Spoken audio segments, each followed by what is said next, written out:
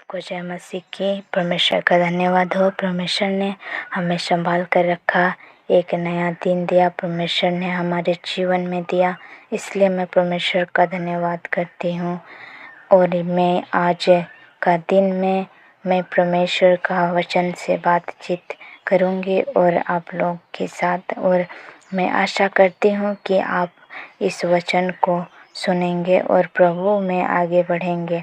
हम लोग रोमियो उसका 23 में देखते हैं, उस पर लिखा गया है, क्या सब ने पाप किया है और पाप की मजदूरी मृत्यु है। हम सभी लोग पापी हैं। पापी हम लोग कैसे बन गए? सब लोग पापी हैं। इस कारण क्या है? परमेश्वर ने पहला मनुष्य जब आदम को बनाया तो बनाने के बाद उसको एक आज्ञा दिया। आज्ञा ये दिया कि तुम इस वृक्ष का फल को ना खाना। सारे वृक्ष का फल को खा सकता है, लेकिन इस वृक्ष के बारे में रही हूँ, उस वृक्ष का फल को ना खाना। जिस दिन तुम खाओगे उस दिन मर जाएगा। लेकिन बातों को जब हम लोग पढ़ते हैं, वहाँ पर लिखा है, वो दोनों ने खाया भी लेकिन मारा नहीं। इसका मतलब परमेश्वर ने झूठ बोला, लेकिन उन दोनों मर गया, आत्मिक रीति से गया। परमेश्वर से जो मिलने की बातें हैं, परमेश्वर से जो मुलाकात की बातें हैं, उनसे दूर हो गया। परमेश्वर चाहता था कि परमेश्वर रोज सुबह शाम उन दोनों से मुलाकात करे और बातचीत करते थे, लेकिन वह दूर ही हो गया। क्या आज्ञा टालने के कारण, आज्ञा नहीं मानने के कारण वो दोनों ने परमेश्वर से दूर हो गए। उन दोनों ने पाप किया, पाप के कारण वह मृत्यु हो गया। आज्ञा नहीं मानता, आज्ञा नहीं मानना गलत है, पाप है। और पाप के लिए शरीर में क्या क्या मृत्यु आते हैं। उससे पहले वो लोग अच्छे थे, पाप की आज्ञा नहीं था उनके जीवन में।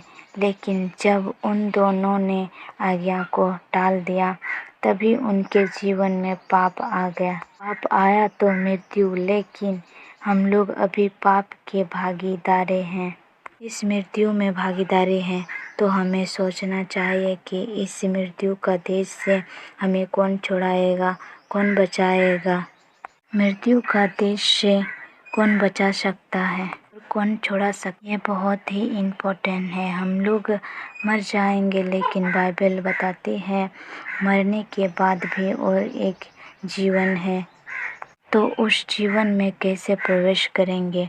जब तक इस मृत्यु का शरीर से जीवित नहीं होंगे, तब तक उस अनंत काल का जीवन है, उसमें कैसे प्रवेश करेंगे? मैं बताना चाहती हूँ, सिर्फ केवल यीशु मसीह पर विश्वास करने से हम लोग क्या हो सकते हैं? यीशु मसीह से मिलकर उसके राज्य में प्रवेश कर सकते हैं और उसे अनंत जीवन मिल सकता है और जीवन में प्रवेश कर सकते हैं। तो आप पूछ सकते हैं कि कैसे हम यीशु मसीह पर विश्वास करने से अनंत काल का वारिस हो सकते हैं, अनंत जीवन का वारिस हो सकते हैं।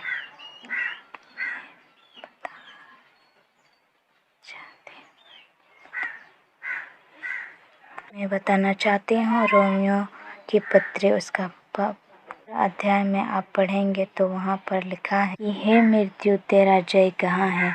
उसका मतलब यीशु मसीह को मारा गया, गाड़ा गया, वह मर गया, लेकिन वह मृत्यु ने क्या यीशु मसीह का शरीर रोक नहीं पाया, उसको अपने वश में नहीं कर पाया। उससे पहले जितने सारे लोग मरते थे, सबने मृत्यु का शरीर में ही था, लेकिन उस मृत्यु के देश से छुड़ाने वाला वही छुड़ा सकता है जो मृत्यु से जय प्राप्त किया है, जिसने मृत्यु को जीत लिया है। इसलिए यीशु मसीह कहता है कि हे मृत्यु तेरा जय कहाँ है, मुझे रोक नहीं पाया, मैंने मृत्यु को जीत लिया है। केवल यीशु मसीह ही मृत्यु से जीत लिया है। हम विश्वास करते हैं, हमारा इस पाप के शरीर से हम लोगों यीशु मसीह के विश्वास करने से ही हम पाप से बच सकते हैं, उस मृत्यु की देह के शरीर से बच सकते हैं। लेकिन ये बात फॉर्म है, हम लोग मृत्यु में चला जाएंगे और हम लोग मर जाएंगे। लेकिन हम लोग प्रभु यीशु मसीह पर विश्वास करेंगे तो उसकी आज्ञा पर विश्वास करते हैं, तो उसके वचन पर विश्वास करते हैं कि हमारे लिए मारा गया, गाड़ा गया और तीसरे दिन जी उठा, इस बात पर विश्वास है तो हम लोग परमेश्वर के राज्य में पहुंच सकते हैं।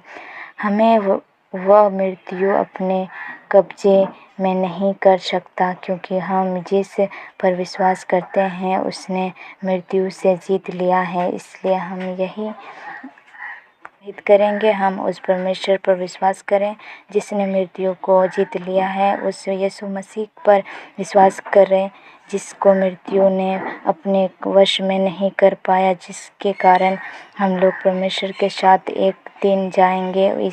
इसके लिए अपने आप को तैयार करेंगे। परमेश्वर आप सबको आशीष करें।